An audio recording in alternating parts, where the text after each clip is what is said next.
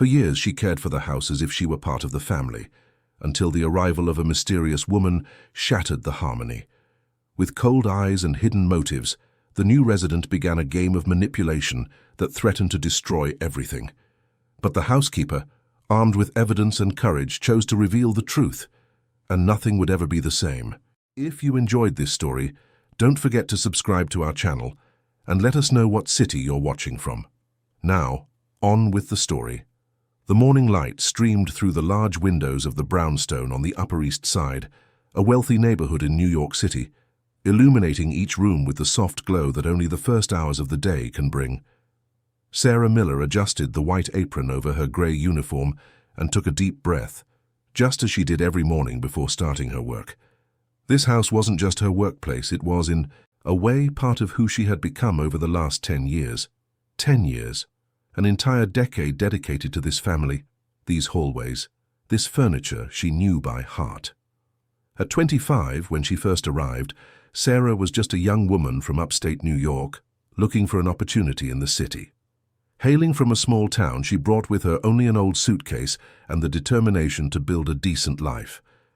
The housekeeper position in the Anderson mansion seemed like a blessing, and over time she discovered it was much more than that. Robert Anderson, the owner of the house, was a respected real estate developer. A man of 45 with an elegant build and graying temples, he ran his family with the same firmness he used to conduct his business. A widower for 8 years, he was raising his daughter Beatrice, a 16-year-old who had inherited her mother's brown eyes and her father's stubbornness. And then there was Mrs. Eleanor, Robert's mother, a 75-year-old matriarch who still carried herself like someone who had once ruled the house with an iron fist, though now she preferred to watch life go by from her favorite armchair in the living room. Sarah wiped a damp cloth over the mahogany dining table, feeling the smooth wood under her fingers. Every gesture was automatic, the result of years of repetition, but never mechanical. She put love into what she did, not because she had to, but because this family meant something to her. Beatrice would call her to talk about high school drama, about the boys who disappointed her, about her dreams for the future. Mrs. Eleanor shared stories from the past, memories of when her husband was alive and the house was full of parties and laughter. And Robert, though he maintained the formal employer-employee relationship, had always treated her with genuine respect. The grandfather clock in the living room struck 9. Sarah knew Beatrice would be down for breakfast soon. The girl had this sacred Saturday ritual: wake up late, come down in her pajamas, and have breakfast while chatting about everything and nothing. It was one of the moments Sarah cherished most, because even though she was an employee, she felt included in that family routine. As she was setting the breakfast table, she heard footsteps coming down the stairs. But they weren't Beatrice's light steps. It was Robert's firm tread. He entered the dining room with an expression Sarah couldn't quite decipher. There was a hint of excitement, but also nervousness. He was clutching his phone tightly, as if he had just received important news. "Good morning, Sarah," he greeted, his voice sounding more formal than usual. "Good morning, Mr. Anderson. Breakfast is almost ready." "Great. By the way, I need to let you know we'll have a guest for dinner tonight." Sarah nodded, already mentally planning the menu and necessary preparations. It wasn't unusual for Robert to have business guests, though he usually gave more notice. "It's not a business guest, Sarah," he continued, as if he had read her mind. "It's someone special, someone I'd like the family to meet."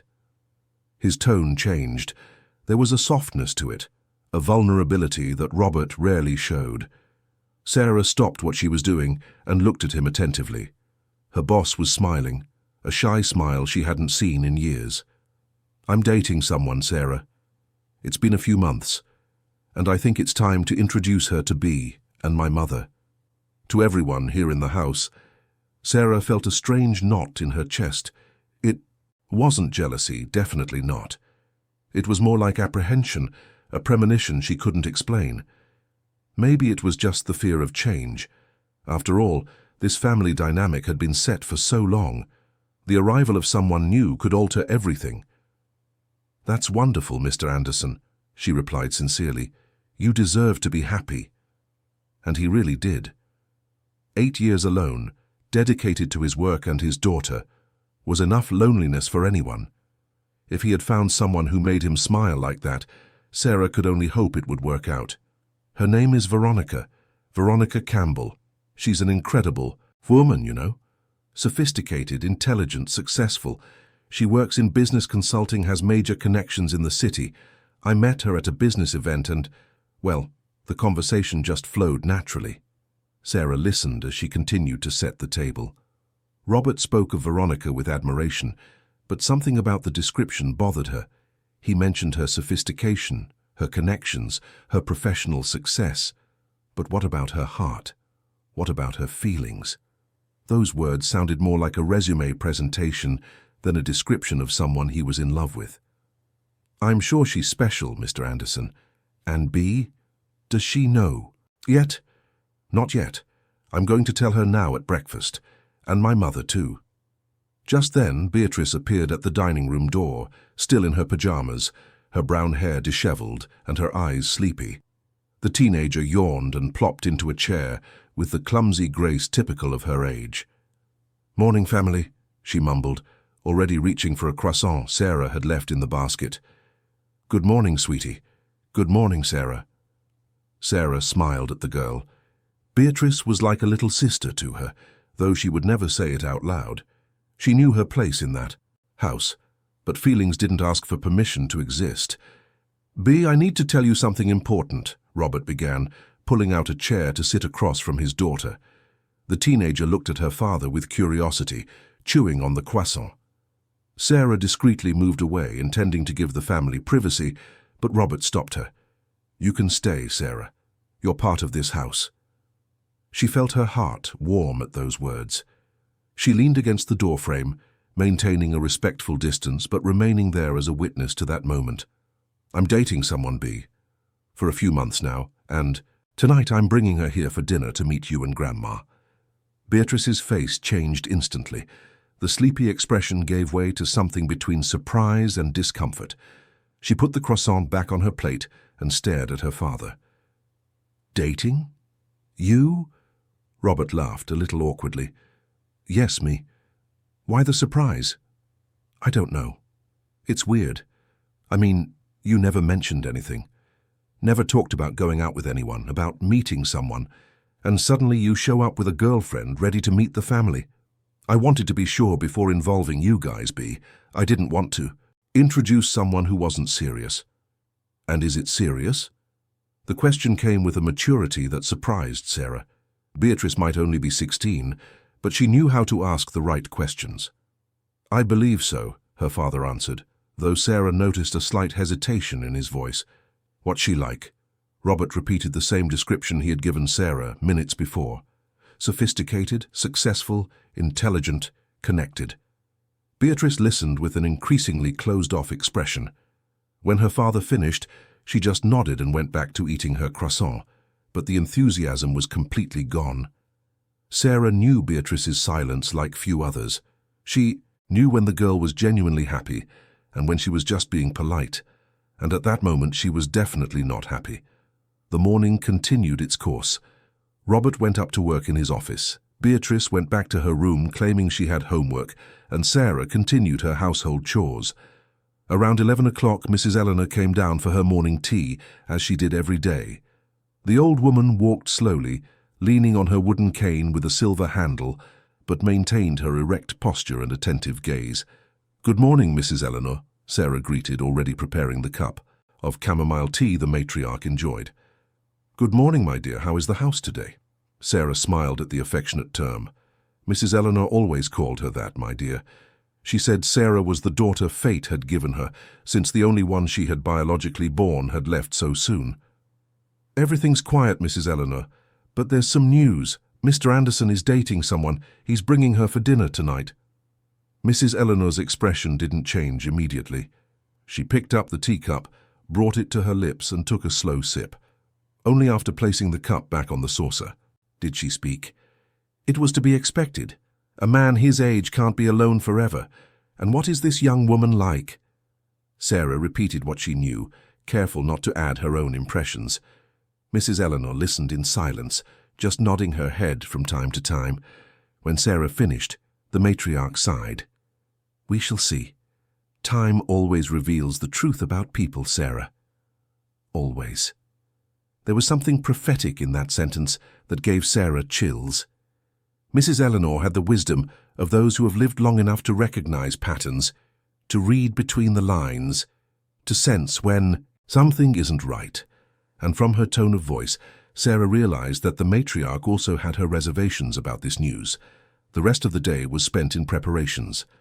Sarah took extra care cleaning the dining room, replaced the tablecloths with more elegant ones, and polished the silver cutlery reserved for special occasions. She prepared a sophisticated menu, a garlic shrimp appetizer, a main course of filet mignon with a mushroom risotto and a red wine reduction sauce, and a passion fruit mousse for dessert. She wanted everything to be perfect, not for Veronica specifically, but for Robert. He deserved for his home to shine on this important night. At 7 in the evening, everything was ready. The table was set with refinement, scented candles were scattered around the room, and the food was just right. Beatrice came down wearing a simple but elegant dress, her hair tied in a bun. She looked beautiful, though her face still held the expression of someone who would rather be anywhere else. Mrs. Eleanor was already waiting in the living room, seated in her armchair, wearing a navy blue suit and the pearl necklace she wore on formal occasions. Robert appeared punctually, at 7:30, wearing a light grey suit that highlighted his blue eyes. He was nervous. Sarah could tell by the small gestures, the way he repeatedly adjusted his tie, how he glanced at his watch every minute. At 8 o'clock sharp, the doorbell rang. Sarah went to answer the door as she always did. She took a deep breath before opening it, preparing herself to finally meet the woman who had won over Robert Anderson. When the door opened, Sarah needed a second to process the image before her. Veronica Campbell was indeed an impressive woman. Tall, she must have been 5'9", with dark blonde hair perfectly styled falling over her shoulders. She wore a red dress that combined elegance and boldness, and high heels that made her seem even more imposing. But it was her face that caught Sarah's attention the most. Beautiful, no doubt, with harmonious features enhanced by flawless makeup. But her eyes were cold. A crystalline green that could have been beautiful, but on that face it took on a calculating, piercing quality. "Good evening," Sarah said, offering a professional smile. "You must be Veronica. Welcome." Veronica looked her up and down, a quick but thorough glance, the kind that assesses and categorizes a person in seconds. When she replied, her smile was polite, but it didn't reach her eyes. "Good evening. Thank you." She walked in without waiting for an invitation, her heels clicking on the marble floor of the entryway. Sarah closed the door and showed her the way to the living room, where the family was waiting. Robert immediately stood up, his face lighting up at the sight of Veronica. He walked over to her with hurried steps and kissed her lightly on the lips, a shy but affectionate gesture. "Veronica, let me introduce you. This is my mother, Mrs. Eleanor Anderson, and this is my daughter, Beatrice." Veronica extended her hand to Mrs. Eleanor, who greeted her with the formal courtesy of someone born in another era. But Sarah noticed that the matriarch didn't smile. She just shook the offered hand and sat back down in her armchair, observing. Beatrice was more direct. She stood up, greeted Veronica with a nod, and mumbled a quiet "hi" before sitting down again. If the cold reception bothered Veronica, she didn't show it. On the contrary, she took her place next to Robert, on the sofa with a naturalness that suggested ownership. She began to speak, and her voice was firm, confident.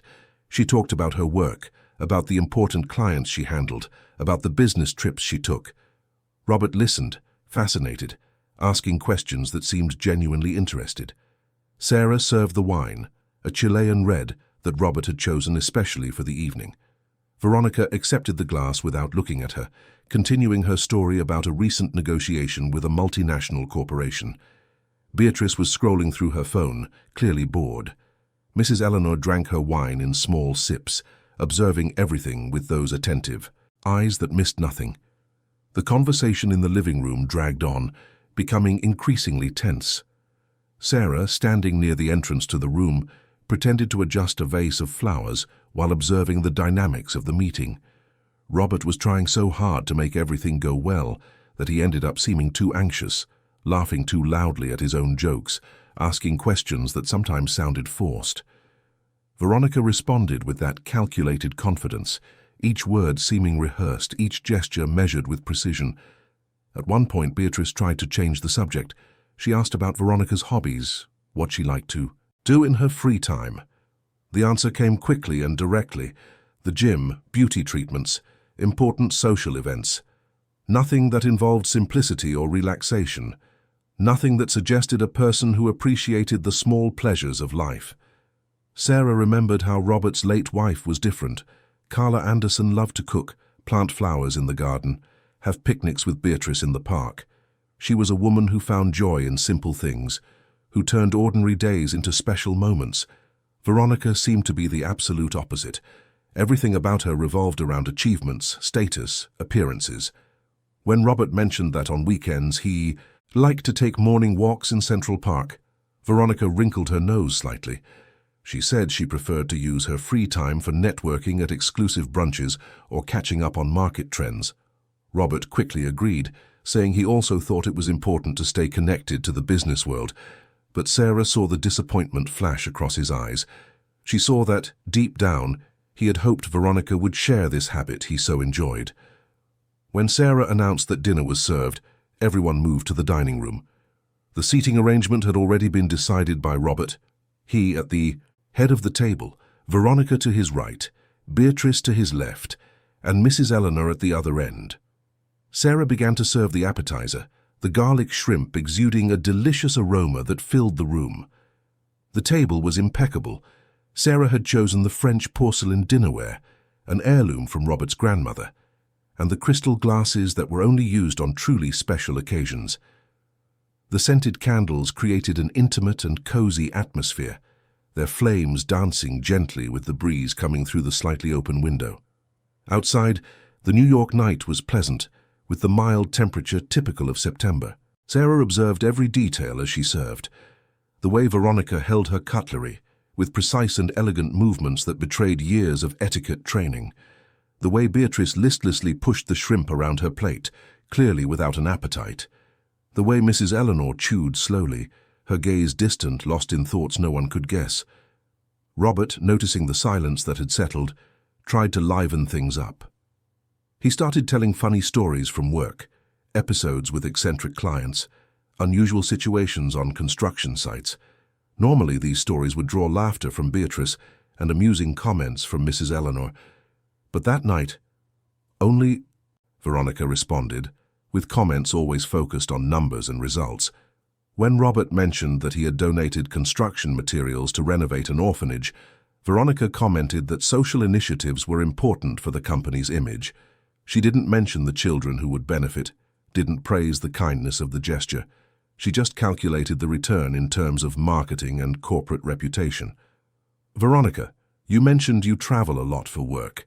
Have you been to many interesting places? Robert asked, clearly trying to keep the conversation flowing. Oh, yes. Paris, Milan, New York. Mostly cities where there are relevant business opportunities. I don't see much point in traveling for leisure. I prefer each trip to have a productive purpose.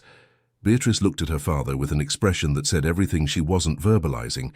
Sarah, standing by the sideboard, noticed it too. That answer revealed a lot about Veronica, a woman who saw everything through pragmatic lenses, who measured value by productivity, who didn't allow herself to enjoy things just for pleasure. And you, Beatrice, what year are you in high school? Veronica asked, in a clear attempt to include the teenager in the conversation. Junior year, Beatrice replied, laconically. Thinking, is that about college yet? Not yet.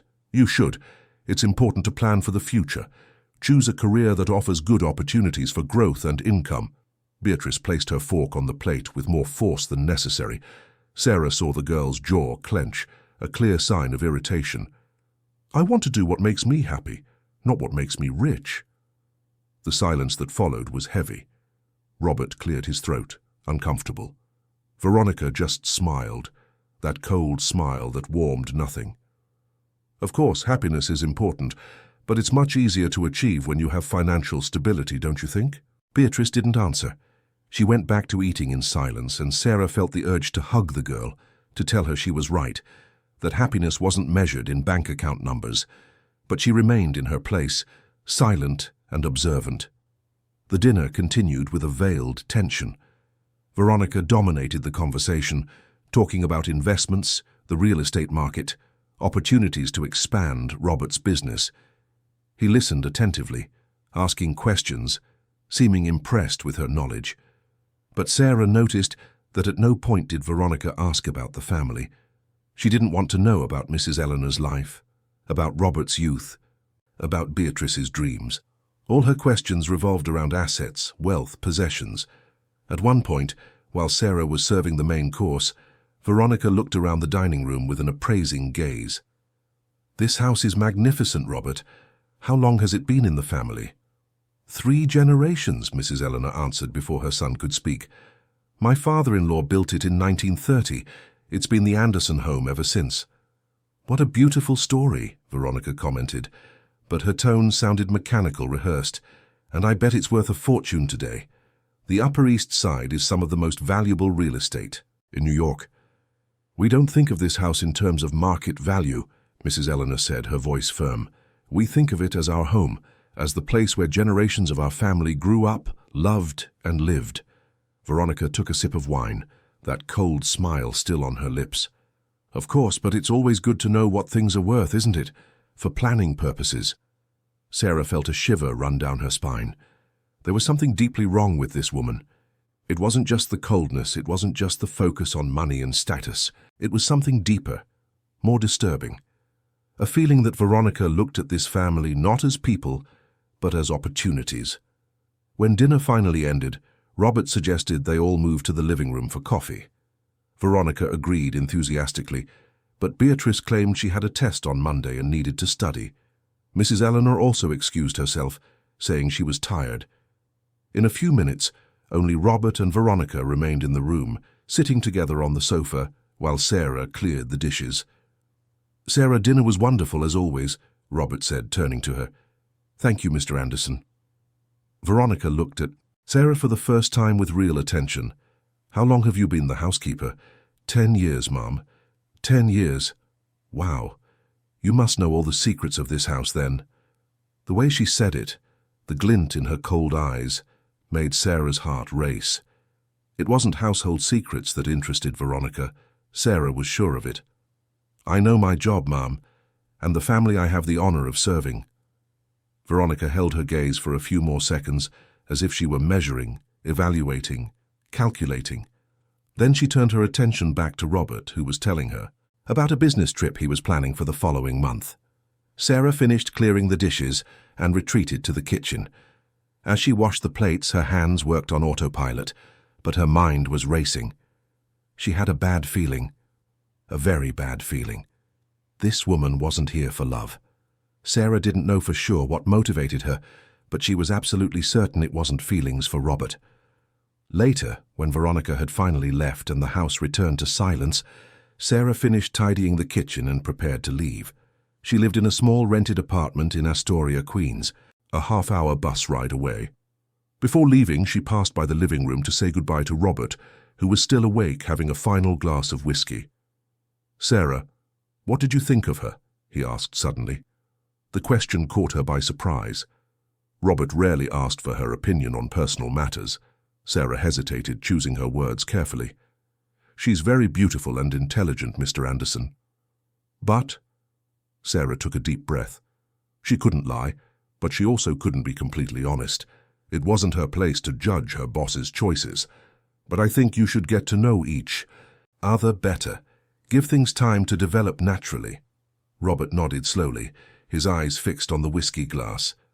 "Sometimes I feel like I'm falling in love with the idea of her, you know, the image she projects, and I don't know if that's enough." "You'll know when the time is right, sir. The heart always knows, even when the head is confused." He smiled, a tired but genuine smile. "Thank you, Sarah. Good night." "Good night, Mr. Anderson." As Sarah finally left the mansion and walked through the quiet streets of the Upper East Side toward the bus stop, the premonition was still there, strong and insistent. Something was about to happen in that house, something that would change everything. And deep in her heart, Sarah knew she would have an important role in this story that was just beginning to unfold. The city lights twinkled in the distance, and Sarah prayed quietly that her intuition was wrong. But a decade working in that house had taught her to trust her instincts. And her instincts were screaming that Veronica Campbell brought trouble, big trouble. The bus arrived and Sarah got on, finding a seat by the window. As the city passed by outside, she thought of Beatrice, so young and perceptive. She thought of Mrs. Eleanor, silent but observant. And she thought of Robert, a good man who was perhaps too blinded by loneliness to see what was right in front of his eyes. When she got home, Sarah lay in bed but took a long time to fall asleep.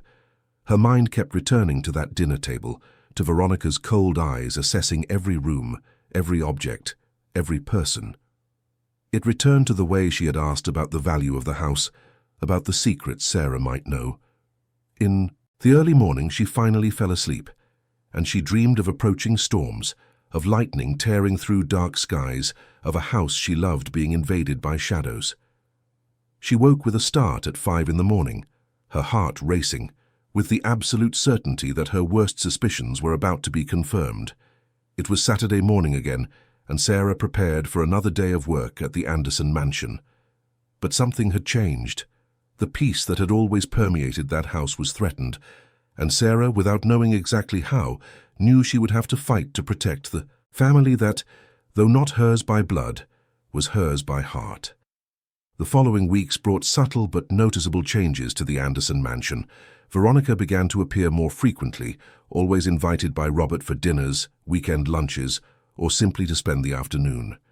Each visit seemed to solidify her presence in that space, as if she were slowly marking her territory, establishing her place not as a visitor, but as someone who belonged there. Sarah watched everything with growing attention. She noticed how Veronica always arrived impeccably dressed, but her eyes rarely focused on the people. Instead, they scanned the rooms of the house with an interest that went beyond simple aesthetic appreciation. She asked about paintings, about antique furniture, about the history of each valuable object. When Robert explained that a particular piece was a family heirloom, Veronica's eyes would gleam with an interest that Sarah couldn't define as purely sentimental. Beatrice had become increasingly distant. The teenager who used to come down excitedly for breakfast now preferred to eat in her room. When Veronica was present, Beatrice would withdraw, respond in monosyllables, and escape to her own room at the first opportunity. Sarah tried to talk to her a few times, but Beatrice would just say that everything was fine, that she was just tired from school. But Sarah had known this girl since she was 6 years old. She knew when it was real tiredness and when it was the weight of something unsaid. And what she saw in Beatrice's eyes was exactly that: choked up words, repressed feelings, a sadness she didn't know how or didn't feel comfortable expressing. Mrs. Eleanor maintained her characteristic silence, but Sarah noticed the tension in the way the matriarch held her teacup, in the long sighs that escaped when she thought no one was looking. The elderly woman spent more time in her room, less time in the common areas of the house. It was as if she were retreating, preparing for something. One Wednesday morning, Sarah arrived earlier than usual. She had some shopping to do at the market before starting work, and decided to go straight from there to the mansion. It was 7 in the morning when she opened the kitchen door with her key. The house was silent. Everyone was still asleep. Sarah began to put away the groceries, organizing fruits, vegetables, and meats. She was focused on sorting the spices when she heard footsteps coming from the hallway. She peeked around the doorframe and saw Veronica coming down the stairs, alone, wearing one of Robert's shirts, barefoot, her hair disheveled. The image left no doubt she had spent the night there. Sarah felt her stomach clench. It wasn't moral judgment, far from it. It was the realization that things were moving faster than she had imagined. Veronica was no longer just the girlfriend who visited. She was becoming part of the house's routine, occupying spaces, establishing intimacy. Veronica saw her and stopped halfway down the stairs. For a second, the two women stared at each other. Sarah saw something flash across Veronica's face, discomfort, perhaps, or irritation at being caught in a casual moment, but the expression was quickly replaced by that same cold smile. Good morning, Sarah. You're early today. Good morning, Ms. Campbell. I always come in at this time on Wednesdays. I have to do the week's shopping. Veronica descended the rest of the stairs and walked into the kitchen. Sarah went back to putting away the groceries, trying to act natural, but she felt Veronica's gaze on her, heavy and appraising. Is the coffee ready yet? Veronica asked, opening the cabinets as if she already knew each one. Not yet, but I'll make it in a few minutes. No need. I'll make it myself. Veronica started fiddling with the coffee maker, looking for the coffee grounds, the filter. Sarah pointed out where things were, maintaining professional politeness, but something about the scene bothered her deeply. Maybe it was the way Veronica moved around the kitchen with a pretentious familiarity, as if the house were already hers. Or maybe it was the way she looked around, always calculating, always measuring. As the coffee brewed, Veronica leaned against the counter and looked at Sarah. You've worked here a long time, haven't you? 10 years, Mom. And you know the family well? Yes, I do. Especially Mrs. Eleanor. The way she said the matriarch's name put Sarah on alert. There was something there, an insinuation, a specific interest that went beyond simple curiosity. Mrs. Eleanor is a wonderful lady, strong, wise. I have a great deal of respect for her. How old is she again? 75. An age when the mind sometimes starts to slip, isn't it? Sarah felt anger rise in her throat, but she controlled herself. She wasn't going to give Veronica the satisfaction of seeing her lose her composure. Mrs. Eleanor is perfectly lucid. Her mind is sharper than many people half her age. Veronica gave a small smile, poured herself some coffee, and left the kitchen without another word. Sarah stood there, her heart racing. That comment about Mrs. Eleanor's mind wasn't innocent. It was planting a seed, preparing the ground. For what, Sarah didn't yet know. But she knew it was nothing good. The following weeks confirmed Sarah's suspicions. Veronica began to make subtle comments about Mrs. Eleanor's age, always in front of Robert. She would mention that the matriarch had repeated a story twice, that she had forgotten where she left her glasses, that she seemed confused about what day of the week it was. Robert, who loved his mother deeply, but was increasingly absorbed in his relationship with Veronica, started paying attention to these details. Sarah saw the worry grow on his face. Several times she tried to intervene, to explain that Mrs. Eleanor was fine, that forgetting where you left your glasses was something that happened to everyone. But Veronica always had a ready answer, always with that tone of false concern that sounded convincing. One evening, Sarah was finishing the dinner dishes when she heard voices coming from Robert's office. The door was ajar, and she didn't intend to eavesdrop, but the mention of Mrs. Eleanor's name made her stop. I'm worried about my mother, Robert was saying, his voice heavy with anguish. I've been noticing these things you mentioned, the forgetfulness, the confusion. It's natural, honey. Age comes for everyone. But I think you should consider some preventative measures. What kind of measures? Well, maybe it would be good to get a full medical evaluation. And think about practical matters too. Do you know where she keeps important documents, deeds, wills, that sort of thing? Sarah felt her blood run cold. There it was. Veronica's true interest. It wasn't love for Robert. It wasn't affection for the family. It was assets, money, possessions. My mother has always been very private about those things, Robert replied. She said that when the time came, she would handle it herself. But what if she's no longer in a condition to handle it? Maybe you should talk to her about it before it's too late. Sarah couldn't listen anymore. She backed away silently from the door, her heart pounding in her chest. She needed to talk to Mrs. Eleanor. She needed to warn her about what was happening. But how could she do that without seeming like she was overstepping her bounds? How could she tell the matriarch that her son's girlfriend was planning something terrible? The next morning, the opportunity arose naturally. Mrs. Eleanor asked Sarah to help her organize some old photo albums in her room. As they worked together, flipping through yellowed pages with images from distant times, the matriarch began to speak. Sarah, have you noticed anything strange in the house lately? The direct question caught Sarah by surprise. She hesitated, choosing her words carefully. A few things, yes, Mrs. Eleanor. The green-eyed woman. Veronica, Yes, Veronica. She's not here for love of my son, Sarah. I've lived long enough to recognize greed when I see it. And that woman is pure greed. Sarah felt a sense of relief, realizing that Mrs. Eleanor saw the situation clearly. She wasn't as vulnerable as Veronica wanted to make her seem. I feel it too, Mrs. Eleanor, and I've heard things that worry me. Sarah recounted the conversation she had overheard the night before. Mrs. Eleanor listened in silence, her face growing more serious. When Sarah finished, the matriarch closed the photo album and looked directly at her. I need to tell you something, Sarah. Something not even my son knows, but first I need your word that this will stay just between us. You have my word, Mrs. Eleanor. You always will. The matriarch stood up with difficulty and walked to the antique wardrobe that took up one wall of the room. She opened the door, pushed aside some dresses and revealed a wooden panel at the back.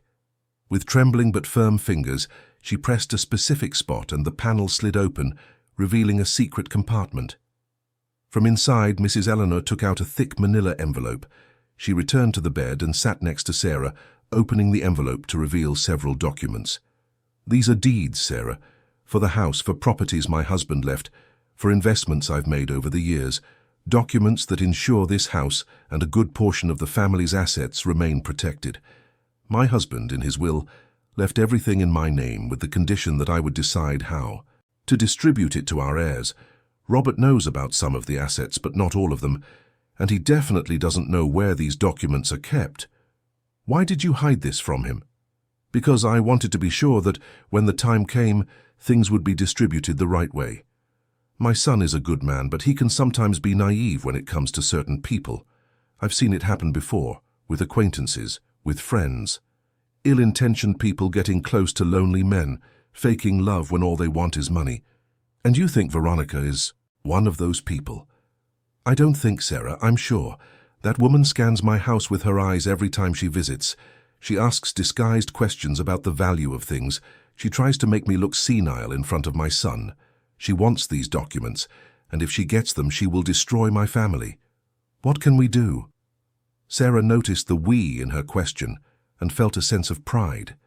Mrs. Eleanor had included her in this. She trusted her not just as an employee, but as an ally. For now, we watch. We observe. These documents stay here in this hiding place. Only you and I know of its existence. If something happens to me, you need to make sure they get into the right hands. Robert's, but only when he's free from this woman's influence. And Beatrice's, because she will need protection. You can trust me, Mrs. Eleanor. I know I can, my dear. I always have. The two women hugged, an embrace of complicity and affection. In that moment, Sarah felt the weight of the responsibility she had just accepted. She was no longer just the family's housekeeper. She was the guardian of secrets that could change everything. That night she couldn't sleep well. She kept thinking about Veronica, about the plans she clearly had, about how she manipulated Robert so easily. She thought about Beatrice, so young and already having to deal with the presence of someone trying to replace the mother she had lost. She thought about Mrs. Eleanor, strong but aging, vulnerable in the eyes of those who didn't truly know her. And she thought about herself, about how her life had become so deeply intertwined with this family that she was now willing to risk everything to protect them. It wasn't just gratitude for the job, it was genuine love, the kind of love built over years of sharing not just spaces, but lives. Sarah got out of bed and went to the small window in her room. From up there she could see part of the mansion's backyard, illuminated by the soft light of the street lamps. She remembered when Beatrice was 7 and insisted on having picnics in that garden every Saturday. Carla, the girl's mother, would prepare sandwiches and lemonade, and the three of them would sit on the grass talking about everything and nothing. They were simple moments, but Sarah treasured them in her heart. Carla had been kind to her from the very first day. She never treated her just as an employee, but as someone important to the functioning and harmony of the house. When she got sick, it was Carla who insisted that Sarah stay there during the week, in the small room out back, to make the routine easier and avoid the daily bus commute. And in the last months of her life, when the illness had advanced too far, Carla had called Sarah and asked for something she would never forget. "Take care of my family, Sarah," she had said, her voice weak but her eyes still firm. "Take care of my B, of Mrs. Eleanor, of Robert. They're going to need you more than ever." Sarah had promised. And even with Carla gone for 8 years, that promise was still alive in her chest. That's why she was here, awake in the middle of the night, worried about the direction this house was taking, because she had promised to take care of them. And taking care meant protecting, even when it required courage she didn't know she had. A few days later, in the dead of a Thursday night, Sarah woke up thirsty. She lived there during the week in a small housekeeper's room at the back of the house, only returning to her apartment on weekends. She went down the stairs silently, barefoot so as not to make a sound, heading toward the kitchen. But as she passed the hallway leading to Robert's office, she saw a light on. It was strange, because it was past midnight, and everyone should have been asleep. She approached slowly, and through the crack of the ajar door she saw Veronica. She was leaning over Robert's desk, flipping through papers, opening drawers, rummaging through documents. The expression on her face was one of absolute concentration, her eyes scanning each paper with greed. Every now and then, she would mutter something to herself, clearly frustrated at not finding what she was looking for. Sarah stood frozen, watching. Should she go in and confront Veronica? Should she run and wake up Robert?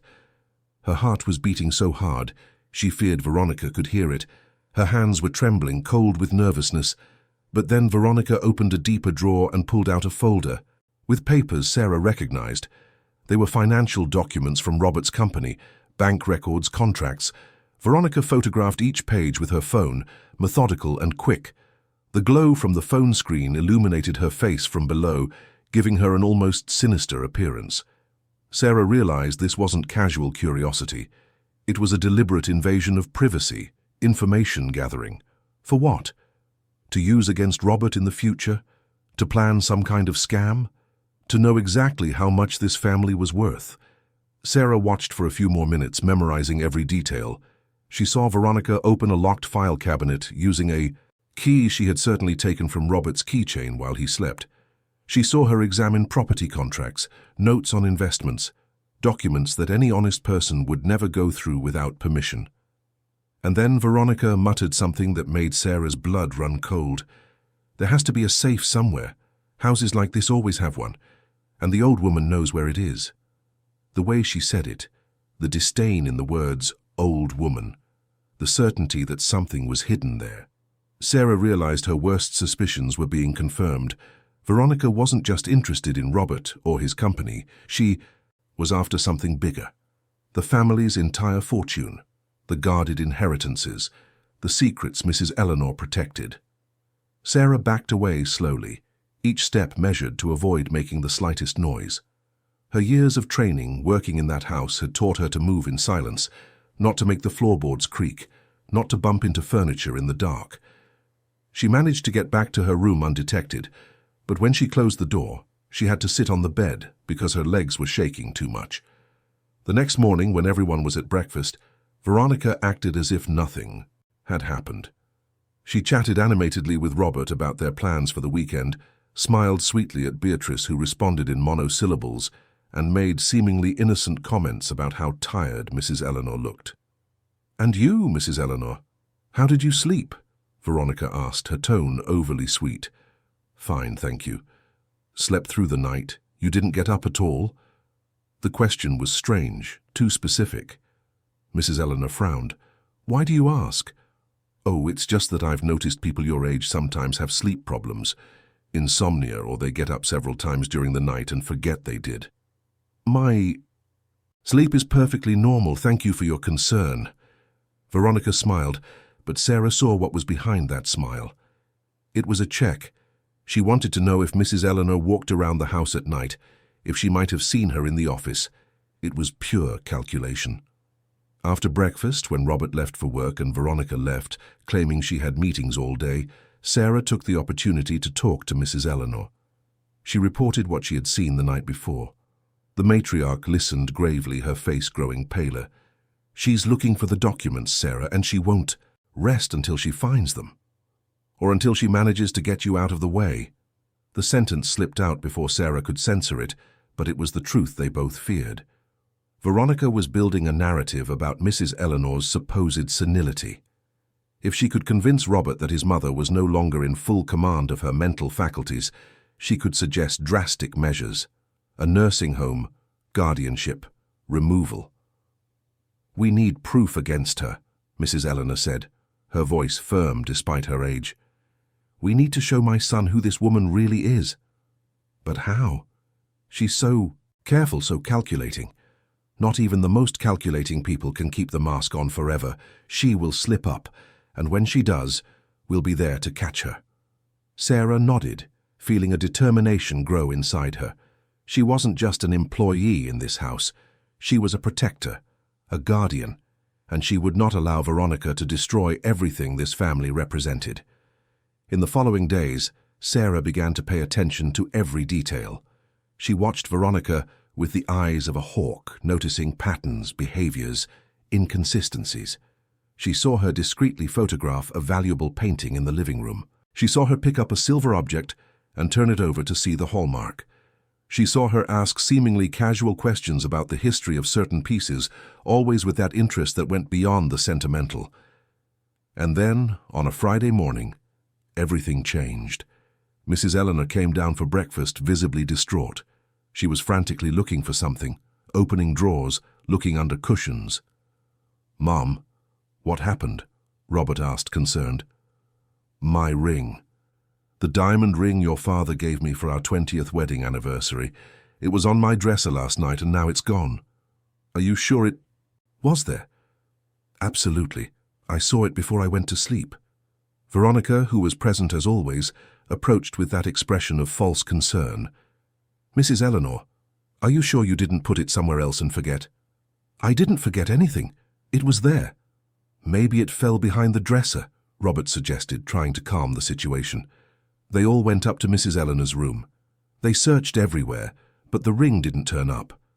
Sarah saw the frustration growing on the matriarch's face, saw Robert exchanging worried glances with Veronica, saw Beatrice watching everything with a grim expression. And then, just as they were about to give up, Veronica made a theatrical gesture of surprise. "Wait, what's this?" She bent down near the dresser and stood up, holding something. The ring. It was there, on the floor, half hidden under the furniture. "I found it. It was down here. It must have fallen after all." Mrs. Eleanor took the ring from Veronica's hands, but her expression was one of absolute suspicion. Sarah was suspicious too. They had looked in that exact spot. The ring wasn't there, but now suddenly it was. Veronica had planted it, she was sure of it, but how to prove it? And why? Sarah understood quickly. It was another piece in the narrative Veronica was building. Mrs. Eleanor losing things, forgetting where she put them, getting confused. Robert hugged his mother, relieved to have found the ring. But Sarah saw him cast a significant look at Veronica, a look that said her concerns were being confirmed, and Veronica returned it with a look of false compassion that made Sarah feel nauseous. The trap was being set, and Mrs. Eleanor was being painted as an easy, vulnerable, confused prey, all very subtle, all very well planned, but Sarah saw through the veil. She saw the truth Veronica was trying to hide. That night, after everyone had gone to sleep, Sarah lay awake in her room thinking. She had to act. She couldn't just watch, while Veronica destroyed Mrs. Eleanor's reputation and manipulated Robert. But what could she do? How could she expose someone so careful, so meticulous in her plans? The answer came in the form of a memory. Her phone. She had a phone with a camera. She could record, document, capture proof. It was risky because if Veronica found out, the consequences could be terrible. But doing nothing would be worse. Sarah decided right then that she would become a vigilante. She would watch, document, and protect. She would not allow the family she loved to be destroyed by a woman driven only by greed. Whatever it took, Sarah would fight. Because some battles are not chosen. They simply present themselves, demanding that we take a stand. And Sarah already knew which side she was on. The next day, Sarah woke with a renewed determination. She had slept poorly, planning, thinking through every move she would need to make. When she went down to prepare breakfast, she found Beatrice already in the kitchen, still in her pajamas, scrolling through her phone with a somber expression. "Good morning, Bea. Everything okay?" The teenager looked up, and Sarah saw that her eyes were red, as if she had been crying. "Hey, Sarah, I guess so." Sarah came closer and sat next to the girl. In the 10 years she had worked in that house, she had learned to read Beatrice like an open book. She knew when she was really okay, and when she was just pretending. "What happened, sweetie?" The affectionate term slipped out naturally, as it always did when they were alone. Beatrice sighed deeply, her eyes welling up with tears she tried to hold back. "It's my dad, he's different. Ever since she showed up, he's not the same. Last night, I tried to talk to him about my prom, about helping me pick out a dress, and he barely listened. He was on his phone the whole time, texting her. Before, he always dropped everything when I needed to talk. Now, it feels like he only has time for Veronica." Beatrice's voice broke at the end, and the tears finally fell. Sarah pulled her into a tight hug, her heart breaking at the suffering of this girl who was like a little sister to her. "Your dad loves you so much, Bea. He's just confused right now. Sometimes adults get so caught up in new situations that they forget to pay attention to what really matters. But this will pass." "What if it doesn't, Sarah? What if he marries her? I'll have to live with that woman who only looks at me like I'm a nuisance, who talks about investments and money all the time, but has never asked a single thing about me, about what I like, about my dreams." Sarah pulled back a little to look into Beatrice's eyes, holding the girl's face in her hands. "Listen to me. No matter what happens, no matter who comes or goes in this house, you will always have people who truly love you. Your grandmother, me, and deep down your father. Veronica can try to take up space, but she can never take away what's genuine. Never. And what if she tries? Then we'll fight. Together. You, me, Mrs. Eleanor. We won't let anything bad happen to this family, I promise." Beatrice hugged Sarah again, this time with force, with desperation, like someone clinging to a life raft in a stormy sea. And Sarah held on tight, because that was exactly what she intended to be. The anchor, the certainty amidst the uncertainty, the protection against the approaching storm. When Robert came down for breakfast half an hour later, he found Sarah and Beatrice chatting animatedly about prom dresses. He smiled, relieved to see his daughter looking happier, not realizing that the smile on Beatrice's face was pure effort, a mask put on so as not to worry him any more than he already was. That morning, Veronica didn't show up. Robert explained that she had a business trip to Miami and would be gone for 2 days. The house seemed to breathe a sigh of relief in her absence. Beatrice spent more time in the living room, talking with her grandmother. Mrs. Eleanor smiled more. Even Robert seemed more relaxed, though he occasionally picked up his phone to text his girlfriend. Sarah used those 2 days of truce to strengthen their bonds. She had long conversations with Mrs. Eleanor about strategies, about how to document anything suspicious Veronica did. The matriarch agreed that they needed concrete proof before confronting Robert, because without evidence he would never believe them. She also spent more time with Beatrice, listening to the teenager's anxieties, offering the support she so desperately needed. And she watched Robert, trying to understand what drew him so strongly to Veronica. Was it loneliness? The desire to have someone by his side after so long alone? Or was it something deeper, a need for validation that Veronica satisfied with her constant praise and apparent admiration? When Veronica returned from her trip on Saturday night, she brought gifts. For Robert, an expensive tie from a famous Miami boutique. For Beatrice, a book about career and professional success that the teenager clearly had no interest in. And for Mrs. Eleanor, a silk scarf that the matriarch accepted with cold politeness. Sarah watched the gift-giving scene and realized how calculating Veronica was, even in this. Nothing was chosen with real affection. Everything was a strategy. The expensive tie to impress Robert. The book for Beatrice that reinforced the message that the girl should think in practical, not emotional terms. And the scarf for Mrs. Eleanor that was pretty, but impersonal, like someone fulfilling a social obligation without real involvement. That night during dinner, Veronica talked about her trip to Miami, but she only spoke of meetings, of deals closed, of business opportunities.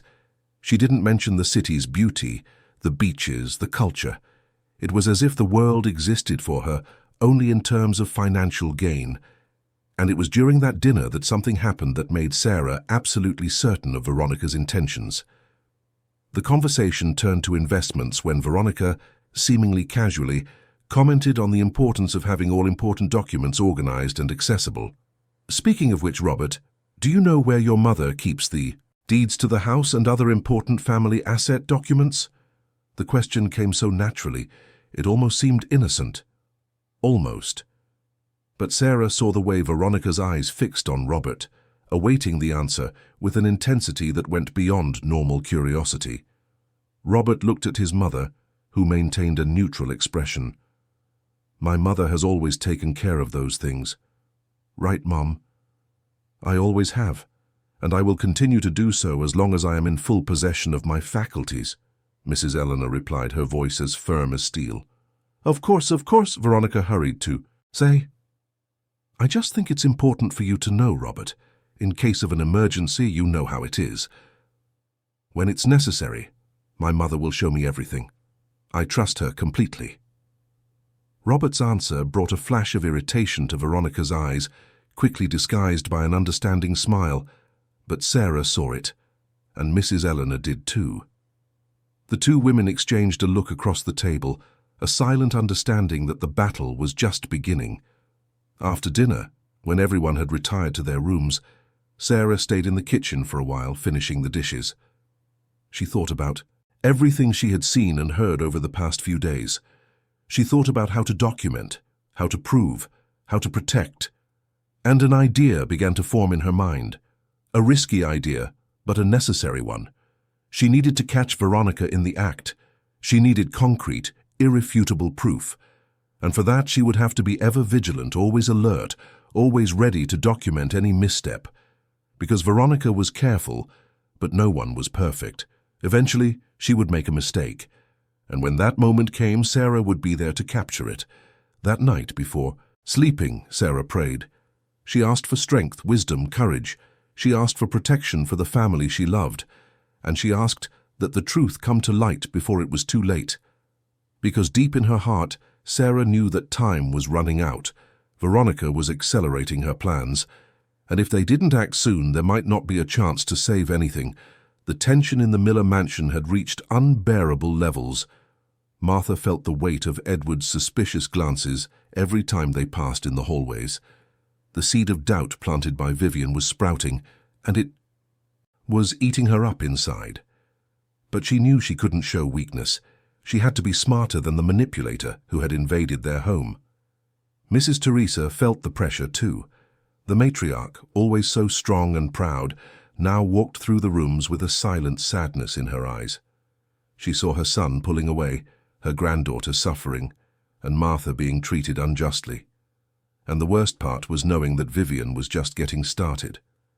Isabella became Martha's greatest ally in those difficult days. The teenager, with all her youthful insight, saw clearly what her father refused to see. One Wednesday afternoon, while Edward was working in his office, Isabella went down to the kitchen where Martha was preparing lunch. Martha, I know that woman is plotting against you, and I'm going to help you prove it. Martha felt a pang in her heart. She didn't want to involve Isabella in this dangerous situation. Izzy, you don't need to get involved in this. It could be dangerous. The teenager crossed her arms, determined. She's destroying our family. She's making a fool of my dad, and she's going after you and my grandma. I'm not going to stand by and watch it happen. Martha saw in Isabella's eyes the same strength she saw in Mrs. Teresa. Okay, but you have to promise me you'll be very careful. Isabella smiled, relieved. I promise, and I already have an idea. I'm going to start recording her conversations when my dad isn't around. The days passed, and the atmosphere in the mansion grew heavier. Vivian showed an exaggerated interest in Edward's office.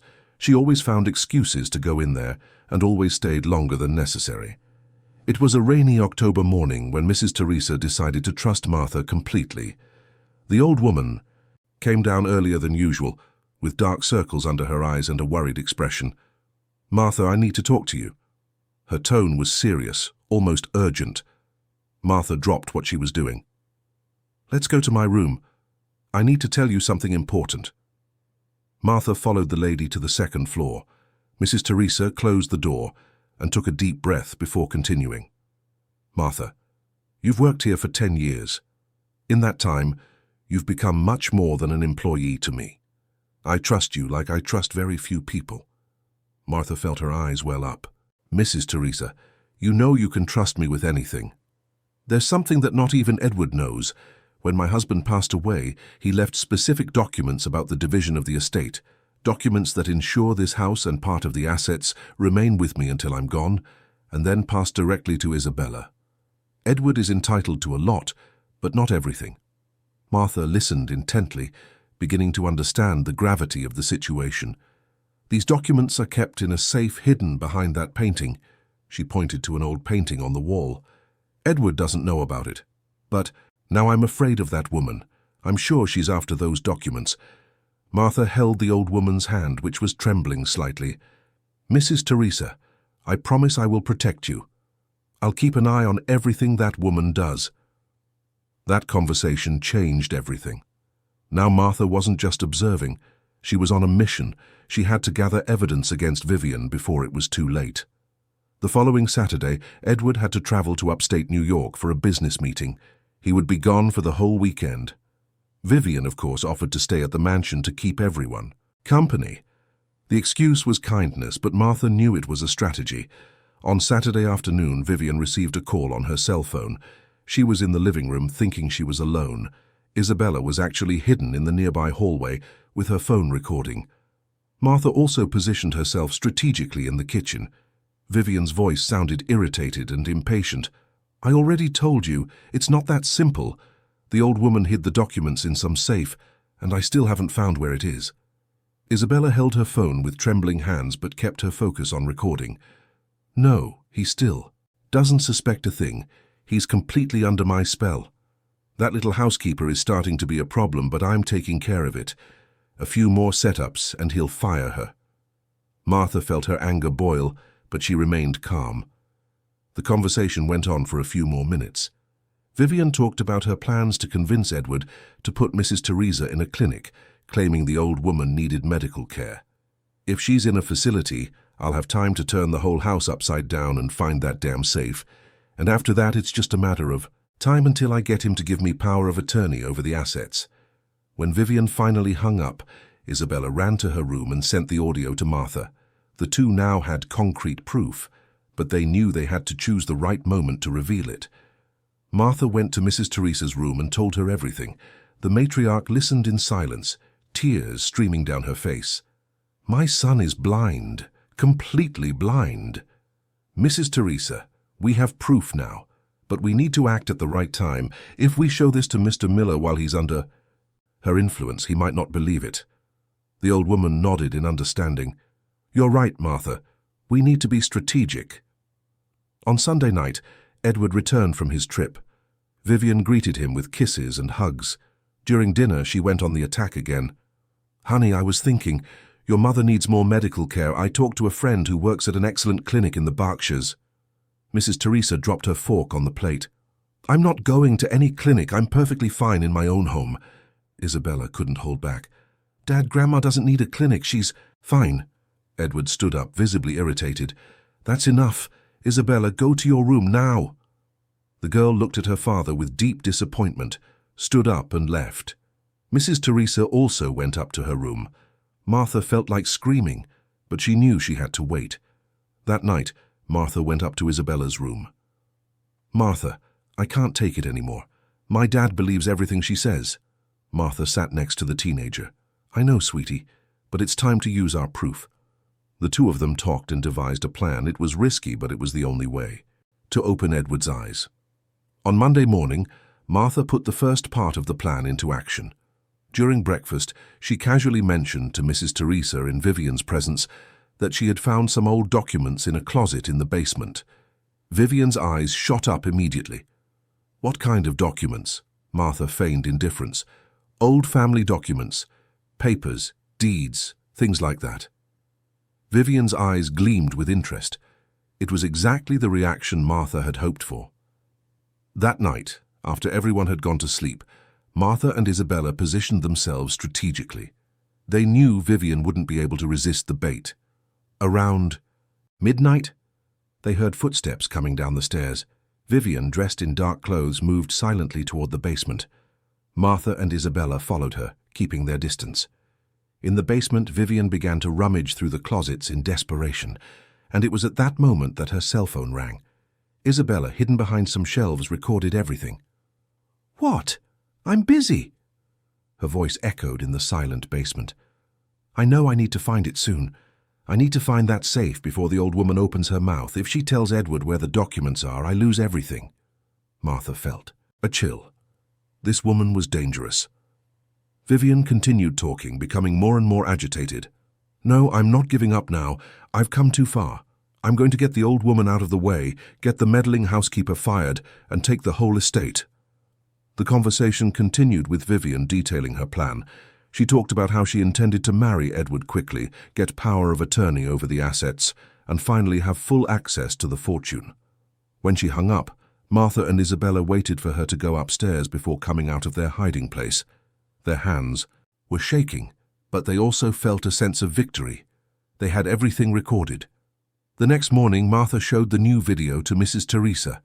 The old woman watched with an expression that mixed sadness and indignation. "This woman is a monster. Mrs. Teresa, it's time to confront her." The three women devised the final plan. They would wait until Friday dinner, when Edward would be home. It would be the perfect moment. The days leading up to Friday were tense. Vivian continued her manipulations, now more aggressively. On Thursday night during dinner, she insinuated that Martha had stolen money. "Edward, I didn't want to say anything, but yesterday $200 went missing from my purse." Martha felt her blood boil. "I didn't take any money." Edward looked at Martha with disappointment. "Martha, this is very serious." Isabella exploded. "Dad, how can you believe this woman?" Edward slammed his hand on the table. "Isabella, show some respect. Vivian is my girlfriend and she's going to be my wife." Martha took a deep breath. "Mr. Miller, tomorrow night, during dinner, I would like to have a serious conversation with everyone. I have important things to say." Mrs. Teresa intervened. "Let her speak, Edward. Tomorrow night, we will all talk." Something in his mother's tone made Edward fall silent. Vivian tried to hide it, but there was worry in her eyes. That night, Martha, Mrs. Teresa, and Isabella gathered in the matriarch's room. They reviewed all the recordings, all the videos, all the evidence. It was all there, irrefutable. "Tomorrow, this nightmare ends," Mrs. Teresa said with determination. "Tomorrow, the truth comes out," Isabella added. Friday dawned heavy with tension. Martha prepared a special dinner, not because she wanted to impress Vivian, but because she knew it would be a memorable night. When the clock struck 7, everyone was seated at the table. Edward, Vivian, Mrs. Teresa, Isabella, and Martha. The housekeeper, for the first time in 10 years, sat at the family table. Dinner began in silence. The tension was palpable. Vivian tried to maintain her composure, but her eyes betrayed her nervousness. It was then that Martha stood up, holding her cell phone. Her heart was pounding, but her voice came out firm.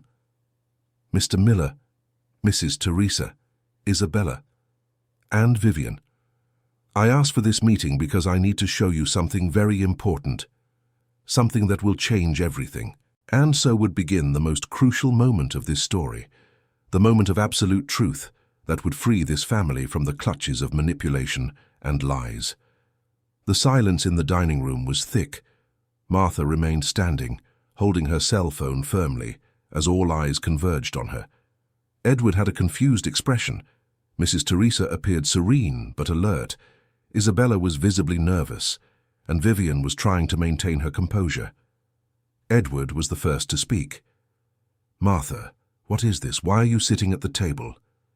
Vivian took the opportunity to let out a forced little laugh. "Honey, I think Martha is being dramatic. Maybe it's better if she gets back to her duties." Martha looked directly at Vivian without fear.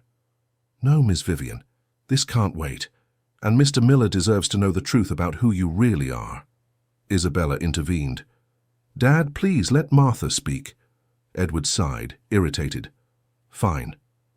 Martha, get on with it." Martha took a deep breath. "Mr. Miller, ever since Ms. Vivian arrived in this house, strange things have started to happen. Accusations against me, lies about Mrs. Teresa, manipulations. At first I thought I was being paranoid. But then I realized there was a pattern." Vivian rolled her eyes. "This is ridiculous. Edward, are you going to listen to this housekeeper accuse me without any proof?" Mrs. Teresa slammed her hand on the table. "Let her finish," Martha continued. "I have proof, Mr. Miller. Proof that Miss Vivian isn't here because she loves you. She's here for the family's assets." Edward stood up, red with anger. "That's absurd. Vivian loves me." Vivian also stood up. "I can't believe this. Edward, this woman is jealous." Isabella slammed her fist on the table. "Liar, stop pretending." Martha held up her cell phone. "Mr. Miller, please sit down. You need to see and hear what I've recorded." Edward hesitated, but something in Martha's seriousness made him sit. Vivian also sat down, visibly tense. Martha placed the cell phone on the table. With trembling fingers, she pressed play on the first video. The image showed Vivian in the office, rummaging through drawers, examining documents. Edward turned pale. "What is this?" Vivian tried to laugh. "This could be fake." Martha shook her head. "It's not fake. And there's more." She pressed play on another audio file. Vivian's voice echoed through the room. "I haven't found it yet. The old woman hid it well. I need to find out where it is before she decides to tell her son." Mrs. Teresa closed her eyes, a tear rolling down her cheek. Edward was in shock, his mouth agape. Vivian stood up abruptly. "That was taken out of context." Isabella crossed her arms. "What context? You just gave yourself away." Martha continued playing the recordings. Vivian's voice talking about putting Mrs. Teresa in a facility, about firing Martha, about getting power of attorney over the assets. Each audio clip was a stab to Edward's heart. He listened to everything with growing pain. When the last audio file finished, silence returned, but now it was different. It was the silence of revealed truth. Edward looked at Vivian with teary eyes. "Tell me this isn't true, please." Vivian tried one last gambit. She put on a victim's expression. "Honey, I can explain. These recordings were manipulated." But Isabella wouldn't let it go. "Dad, I recorded her too. I saw and heard everything." Isabella showed the video she had recorded. Vivian in the basement, desperate, talking on the phone about her plans. Edward watched, and with every second his expression grew, more devastated. When it finished, he sank into his chair, covering his face. "I've been an idiot, a complete idiot." Vivian realized she was losing.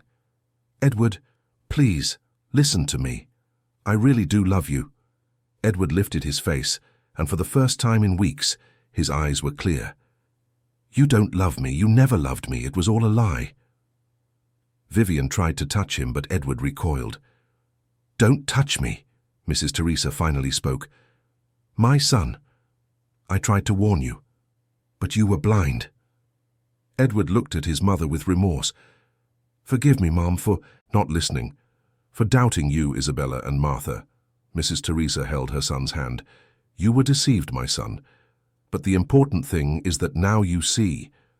Vivian realized she had lost. She exploded in fury. "You think you're better than me? This ridiculous family, I deserve that money, I deserve this house." Edward stood up, with a calmness that contrasted with the anger in his eyes. "We know exactly the value of what we have. And it's not money, it's family, it's loyalty, it's true love." Vivian pointed at Martha with hatred. "And you insignificant little maid, you're nothing but a housekeeper." Martha remained serene. "I am someone who never betrayed this family.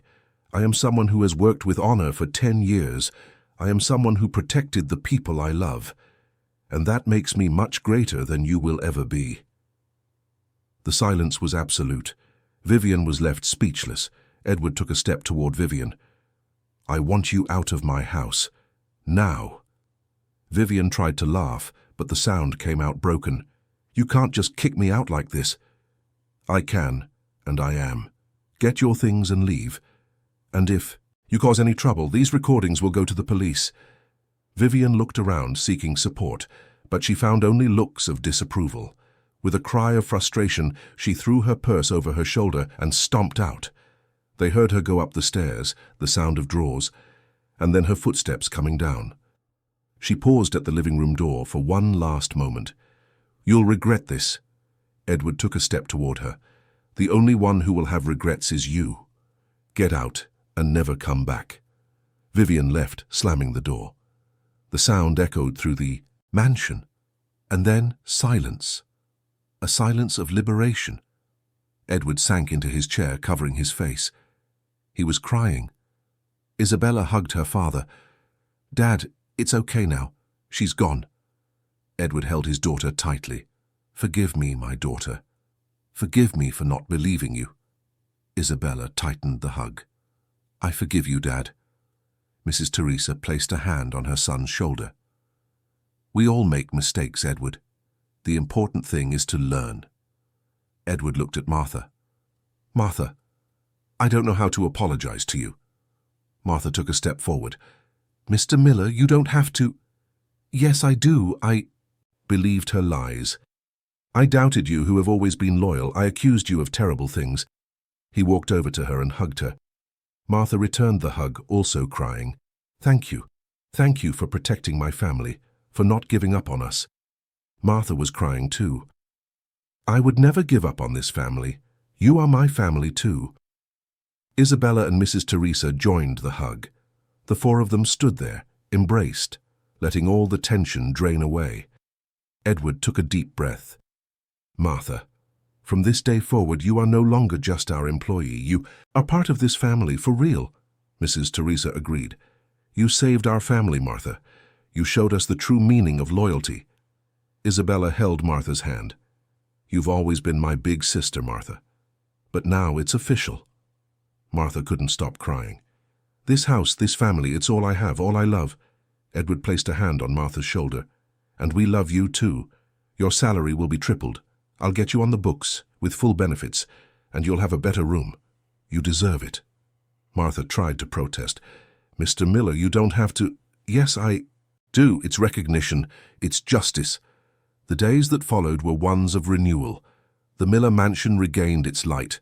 The smiles returned, laughter echoed, and peace was restored. Edward became more present. He had lunch at home whenever possible, had dinner with the family every night, and always thanked Martha. Mrs. Teresa revealed the existence of the safe and the documents to her son. Edward understood his father's wisdom and thanked his mother. Isabella became cheerful again. She spent more time with her grandmother and developed an even stronger bond with Martha. Martha continued to do what she had always done, taking care of the house, taking care of the family, but now with an even bigger smile, knowing she was truly loved. One Sunday afternoon, the family was gathered in the living room. Edward was reading the newspaper, Mrs. Teresa was embroidering, Isabella was studying, and Martha was arranging books. Edward lowered the newspaper. "You know, I was thinking, we should take a trip together, the four of us, to celebrate our family." Isabella jumped with excitement. "Really, Dad? Where to?" "Wherever you want." Mrs. Teresa smiled. "What a wonderful idea, son." Edward looked at Martha. "And you, Martha? You're included, not as an employee, but as family." Martha felt her eyes well up. "I would love that, Mr. Miller. Thank you so much." And so, as they planned their trip, Martha looked around and felt a deep sense of gratitude. 10 years ago, she had arrived at this house as a 25-year-old looking for a job. She had found so much more. She had found a purpose, a home, a family. She was no longer just the one who cleaned. She was the one who had cleaned away the lies that threatened to destroy this family. She was the one who had protected the people she loved with courage. And as the afternoon sun illuminated the room where that family talked in peace, Martha knew she had done the right thing, that the whole struggle had been worth it. Because in the end, what really mattered were the bonds. It was love. It was loyalty. It was family. And Martha, the humble housekeeper who had become a guardian, had helped preserve it all. Not with wealth or power, but with honesty, courage, and genuine love. The Miller mansion was a home again, and Martha finally felt completely at Home. End of story. Dear listeners, we hope the story of Martha, Edward, Mrs. Teresa, and Isabella has touched your heart. If you were moved by Martha's courage in protecting the family she loved, leave a like, subscribe to the channel, and tell us in the comments what marked you the most in this story. Every day we bring intense stories like this one, which reveal the deepest side of the human soul, showing that true wealth lies in the bonds we build and the loyalty we cultivate. We'll see you in the next episode with another narrative that will stir your emotions and make you reflect on the values that truly matter in life.